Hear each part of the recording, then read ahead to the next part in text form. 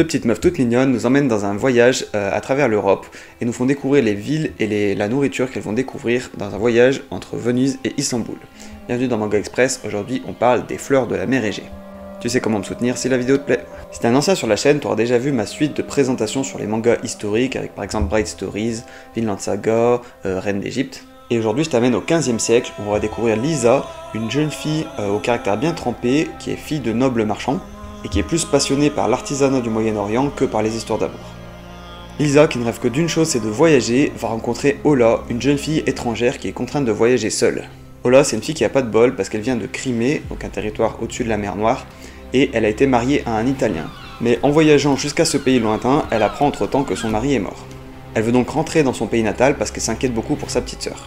Lisa, la jeune marchande, sympathise avec elle et saute sur l'occasion pour aller voyager et voir du pays.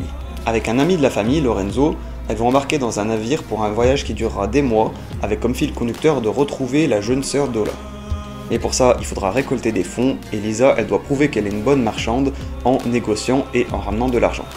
On suivra principalement ces trois personnages, ainsi que d'autres qui vont arriver dans les 3 tomes de cette histoire courte, éditée chez Komiku.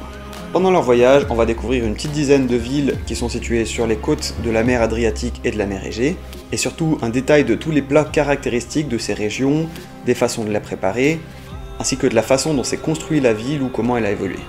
Au-delà de l'aspect culturel, on va apprendre à connaître le caractère de ces deux personnages, avec notre duo de Lisa, la fille fougueuse et débrouillarde, et Ola, la fille plus calme et douée de ses mains.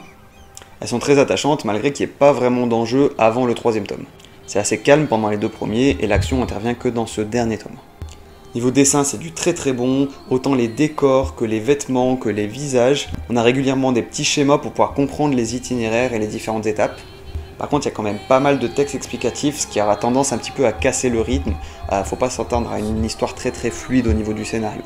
Enfin, l'univers est vraiment original pour du manga, parce qu'on a très peu de mangaka qui s'attardent sur cette période et ces lieux, après la chute de Constantinople, où on voit les affrontements entre l'Empire ottoman et l'Empire italien. Je peux pas te dire si les infos sont vraiment exactes, mais au moins ça peut donner envie de s'y intéresser et d'approfondir un petit peu de ton côté. Bref, un manga court, plaisant et instructif, qui conviendra parfaitement à un collégien ou une collégienne, ou encore à une personne qui aime bien l'histoire et qui n'est pas forcément à l'aise avec les mangas.